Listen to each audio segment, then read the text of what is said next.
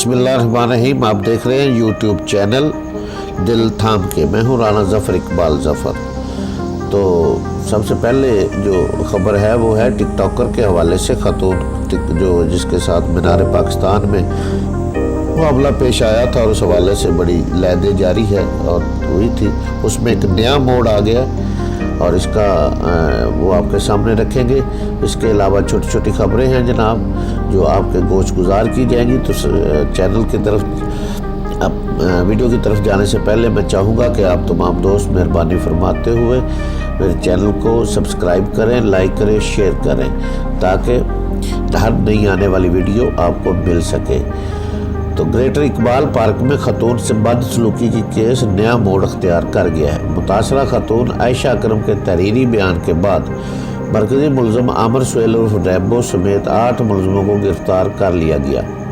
आयशा के तहरीरी बयान में 13 अफराद को नामज़द किया गया था। रैम्बो के साथी बादशाह की गिरफ़्तारी के लिए पुलिस ने रावलपिंडी में छापा मारा लेकिन मुलज़म फ़रार हो गया। पुलिस का कहना है कि दीगर अफराद को जल्द गिरफ़्तार कर लिया जाएगा।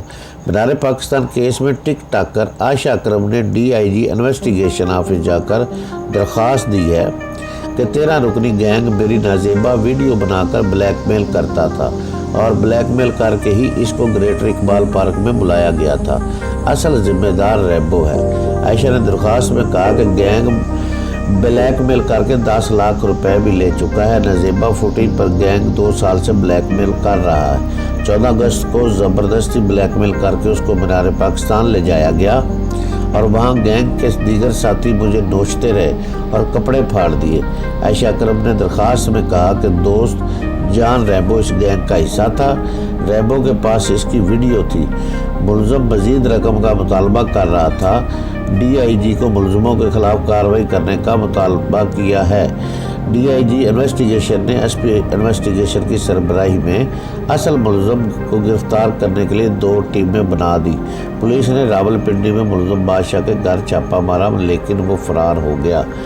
अब ये बात है कि खातून जो आयशा अकरम हैं इन्होंने कितने बयान बदल चुकी हैं और कितने बदलती जा रही हैं। अब बात आ गई है कि जी मेरी वीडियो जो है वो जनाब नाज़ेबा बनाई गई थी और उस हवाले से मुझे ब्लैकमेल किया गया और 10 लाख रुपए ली।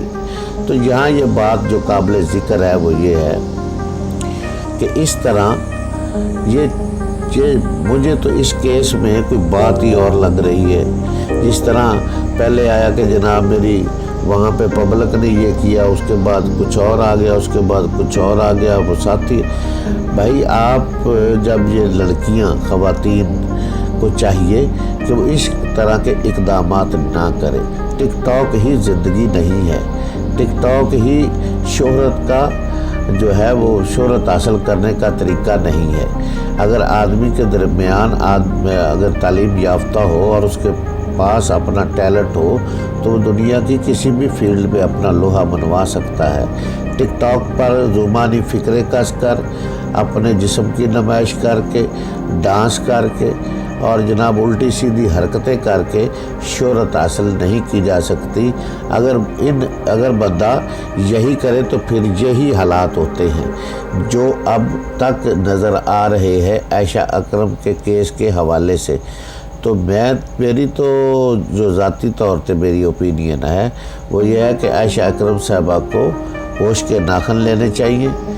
उन्होंने ये एक जो पूरे केस को जब आप देखते हैं उसके बारे में हम उसका अहता करते हैं तो उसकी अजीब सी खुशबू आती है। इस तरह लगता है जिस तरह सब प्लांटेड सा था और इस तरह समझ आती है कि ये सब अपनी मर्ज़ी से ही किया गया और उसको इतनी हाइप मिल गई, उसको इतना उठा दिया गया कि पूरी दुनिया में पाकिस्तान का इमेज जो है वो उल्टा दिखाया गया और पाकिस्तान की पूरी दुनिया में जंग हंसाई हुई।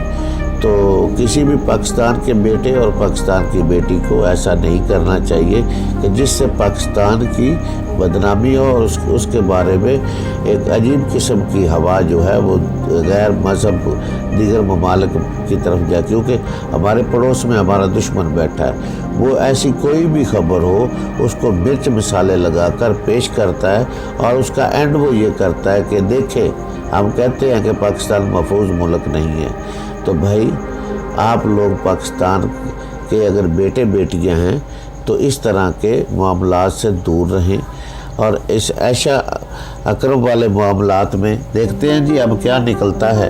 عوام بہت بڑی منصف ہے، وہ ان کے معاملات کو دیکھ رہی ہے اور وہ بہت اچھا فیصلہ بھی کرے گی، اور وہ یہ بھی اب تک تقریباً اب پبلک جو ہے پاکستانی وہ اب تک تقریباً یہ فیصلہ کر چکی ہوگی کہ اصل میں گناہ کس کا تھا، اور اس پر میں سمجھتا ہوں کہ جو اس میں جھوٹا ثابت ہو اس پر بھی سخت سے سخت اس کے خلاف کارروائی ہونی چاہیے، کیونکہ اس خبر کے بعد پاکستان کا امیج کوئی اچھا پوری دنیا میں نہیں گیا تھا۔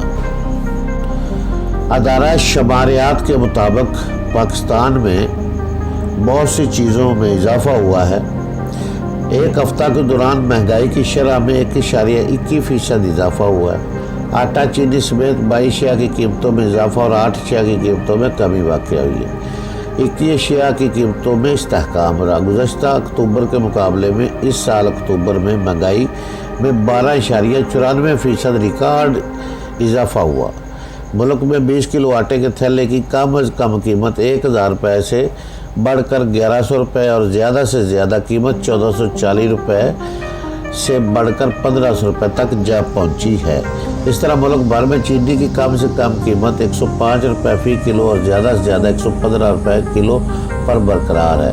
7 اکتوبر کو ختم ہونے والے ہفتے کے دوران مرغی 38.35 روپے کلو گرام، LPG سلنڈر 152 روپے 43 پیسے، آلو 202 روپے 95 کلو گرام، پٹرول 3 روپے 98 پیسے فی لیٹر، چائے کی پتی 4 روپے 72 پیسے فی لیٹر۔ اس طرح دیگر گوشت ہے، اپنا جناب ٹماٹر، سرسوں کا تیل، یہ وہ گوشت بڑا ہے چھوٹا ہے، اپنا فروٹس ہیں، ان میں اضافہ ہوا ہے، اور یہ اضافہ ہر ماہ ادارہ شماریات دکھا رہا ہے کہ ہر ماہ جناب یہ اضافہ مسلسل بڑھتا جا رہا ہے۔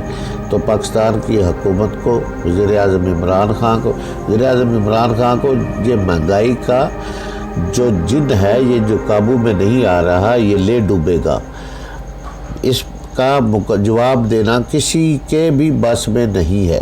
PTI حکومت کا کوئی وزیر، کوئی جناب کارکن، کوئی بھی اس کا جواب نہیں دے پا رہا، اور آنے والے الیکشن میں لوگ پوچھیں گے، لوگوں کو جواب دینا ہوگا، مگر PTI یہ مہنگائی کنٹرول نہ ہو رہی ہے، لگتا ہے نہ ہوگی، اور اسی طرح غریب عوام کا جنازہ نکلتا رہے گا۔ ان پر ہر روز بجلی کا بم، گیس کا بم، فلاں چیز کا، اشیاء خورد و نوش کا، یہ گرتا رہے گا۔ ان کے لیے ریلیف نہیں۔ کفن بھی مہنگا ہو چکا ہے بھائی، اب تو وہ مرنا بھی کیا جناب، مرنے کے لیے لوگ تیار ہو تو کفن بھی مہنگا ہو چکا ہے۔ تو حکومت پاکستان کو، وفاقی حکومت کو، وزیر اعظم عمران خان کو اس بارے میں اہم اقدامات کرنے ہوں گے۔ اگر نہیں کیے جائیں گے تو عوام کی چیخیں بدستور نکل رہی ہیں، نکلتی رہیں گی۔ پاکستان کی قومی سلامتی کمیٹی کا اجلاس ہوا ہے جی، جس میں افغانستان کے حوالے سے کچھ فیصلے کیے گئے ہیں، تو اس خبر کی طرف چلتے ہیں۔ گزشتہ دنوں قومی سلامتی کمیٹی کا ایک اجلاس ہوا۔ اجلاس میں وزراء شاہ محمود قریشی، شیخ رشید، پرویز خٹک، فواد چودھری، شوکت ترین، معاون خصوصی برائے قومی سلامتی Moeed Yusuf, army chief general Qamar Bajwa, تینوں مسلح فوج کے سربراہان، DGI، ISI اور دیگر انٹیلیجنس کے اداروں کے سربراہوں نے شرکت کی۔ وزیر اعظم کو علاقائی سلامتی کی صورتحال پر، بالخصوص افغانستان میں ہونے والی پیش رفت اور اس کے پاکستان پر ممکنہ اثرات پر تفصیلی بریفنگ دی گئی۔ قومی سلامتی کمیٹی نے خود مختار، پرامن اور مستحکم پاکستان کے عزم کا اعادہ کیا۔ کمیٹی کے شرکاء نے افغانستان میں خراب انسانی صورتحال پر تشویش کا اظہار کرتے ہوئے کہا ضرورت اس امر کی ہے کہ عالمی برادری انسانی بحران سے نمٹنے کے لیے مدد کرے۔ اجلاس کے دوران افغانستان کی عبوری حکومت کے ساتھ تعمیری، سیاسی اور اقتصادی بات چیت کے حوالے سے عالمی رابطوں کی اہمیت پر روشنی ڈالی گئی۔ وزیر اعظم عمران خان نے افغانستان سے عالمی انخلا کی کوششوں میں پاکستان کے تعاون پر اطمینان کا اظہار کرتے ہوئے کہا کہ پوری دنیا نے پاکستان کے اس مثبت تعاون کا اعتراف کیا ہے۔ کمیٹی ممبران نے خطہ کی بدلتی صورتحال کو انتہائی پیچیدہ قرار دیتے ہوئے کہا کہ افغانستان میں کسی قسم کے عدم استحکام کے پاکستان میں شدید مضمرات ہو سکتے ہیں۔ اس نقطہ نظر سے اتفاق کرتے وزیر اعظم نے اس ضمن میں مربوط پالیسی بنانے کی کوشش پر زور دیا۔ انہوں نے ہدایت کی کہ انسانی امداد کی فراہمی اور پاکستان میں کسی قسم کے منفی اثرات کو روکنے اور مؤثر بارڈر مینجمنٹ کے لیے ایک مخصوص سیل بنایا جائے تاکہ افغانستان میں مختلف کوششوں کو ہم آہنگ کیا جا سکے۔ تو یہ تھی جناب قومی سلامتی کمیٹی کے اجلاس کی روایات، جس میں تمام جو تھے مسلح افواج کے سربراہان نے، وزیر اعظم نے اور وفاقی وزراء نے شرکت کی، اور اس موقع پر انہوں نے افغانستان کے لیے اور پاکستان کے لیے اپنی جو ہے کوششوں کا، اور انہوں نے وزیر اعظم کو مزید بریفنگ بھی دی۔ ویسے ایک بات جو ہے وہ بہت اچھی ہو چکی ہے پاکستان کے حوالے سے، جس طرح انڈیا افغانستان میں بم دھماکے قندوز میں اور اس سے پہلے ذبیح اللہ مجاہد کی والدہ کی رسم کل میں ہوئے افراتفری، اور وہاں جو ہے خانہ جنگی کا ماحول وہ بنایا جا رہا ہے، تو پاکستان کی طرف سے جو اس کو بارڈر پر افغانستان اور افغان پاکستان کے بارڈر پر جو سیکورٹی کے لیے وہاں پہ اقدامات کیے گئے ہیں وہ قابل تعریف ہیں، جس سے کم از کم یہ ہوگا کہ کافی جو دہشت گرد قسم کے لوگ ہیں ان کو پاکستان آنے اب نہیں آنے دیا جائے گا۔ پہلے تو وہ سرحد کھلی تھی، جہاں سے دل چاہتا تھا وہ داخل ہو جاتے تھے، تو اب ایسے اقدامات نہیں ہیں۔ یہ بہت بڑی اچیومنٹ ہے پاک فوج کی، جہاں جوانوں نے اپنی شہادتیں دی، جہاں جوانوں نے اپنے خون کے نذرانے پیش کر کے پاکستان اور افغان بارڈر پر باڑ لگائی، اور یہ پاکستان کے حقیقی معنوں میں امن کی ایک تصویر بنے گی، اور اس میں افواج پاکستان کے شہداء کا خون شامل ہے۔ اس بات کو مت بھولیے گا، کیونکہ پاکستان کے فوجیوں نے، پاکستان کے فوج کے جوانوں نے آئے روز ان گنت شہادتیں پیش کی ہے، اور تب جو باڑ کا کام مکمل ہوا ہے، اور اس باڑ کے کام ابھی تھوڑا بہت اگر رہ بھی گیا ہے تو وہ جاری ہے، لیکن اس سے ہوا یہ ہے کہ پاکستان محفوظ ہو چکا ہے۔ جو دہشت گرد وہاں سے چاہے جب رات یا دن وہاں سے کسی بھی علاقے میں نکل آتے تھے، ان کی روک تھام یقینی ہو چکی ہے۔